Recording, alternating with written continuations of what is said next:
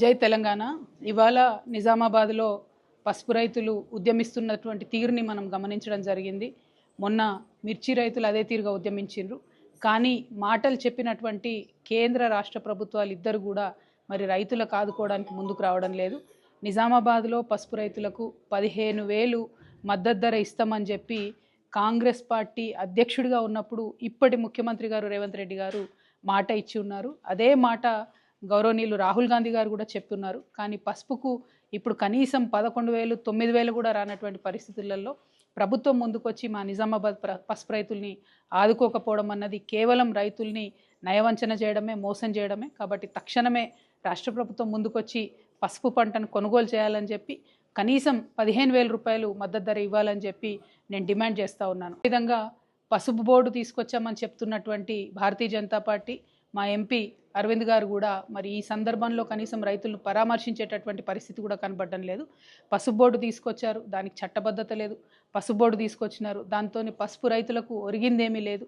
కనీసము ఆ పసుపు బోర్డు ఇనాగ్రేషన్ టైంలో బండి సంజయ్ గారు ఒక మాట చెప్పినారు, మేము చాలా దీంతో పసుపు రైతులకు లాభం చేస్తాము, ధరలు పెంచుతామని చెప్పినారు. మరి ఆ ప్రయత్నం చేస్తున్నట్టుగా కూడా కనీసం కనబడతలేదు. సో ఇవాళ కేంద్ర ప్రభుత్వం కూడా ముందుకు రావాలని చెప్పి రైతులను ఆదుకోవాలి, పసుపు రైతులను అని చెప్పి నేను డిమాండ్ చేస్తూ ఉన్నాను. ఇవాళ నిజామాబాద్లో పసుపు రైతులు ఉద్యమిస్తున్నటువంటి తీరుని మనం గమనించడం జరిగింది. మొన్న మిర్చి రైతులు అదే తీరుగా ఉద్యమించిండ్రు. కానీ మాటలు చెప్పినటువంటి కేంద్ర రాష్ట్ర ప్రభుత్వాలు ఇద్దరు కూడా మరి రైతులకు ఆదుకోవడానికి ముందుకు రావడం లేదు.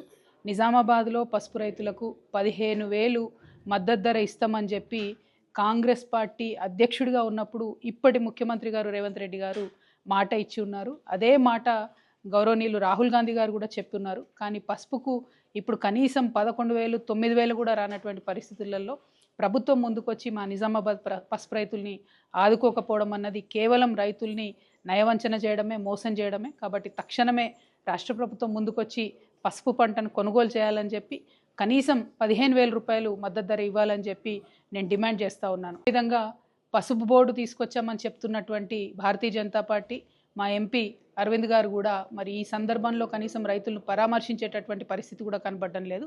పసుపు బోర్డు తీసుకొచ్చారు, దానికి చట్టబద్ధత లేదు. పసుపు బోర్డు తీసుకొచ్చినారు, దాంతో పసుపు రైతులకు ఒరిగిందేమీ లేదు.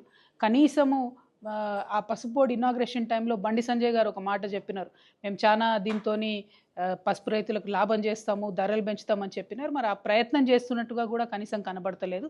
సో ఇవాళ కేంద్ర ప్రభుత్వం కూడా ముందుకు రావాలని చెప్పి రైతులను ఆదుకోవాలి, పసుపు రైతులను అని చెప్పి నేను డిమాండ్ చేస్తూ ఉన్నాను. Thank you. జై తెలంగాణ.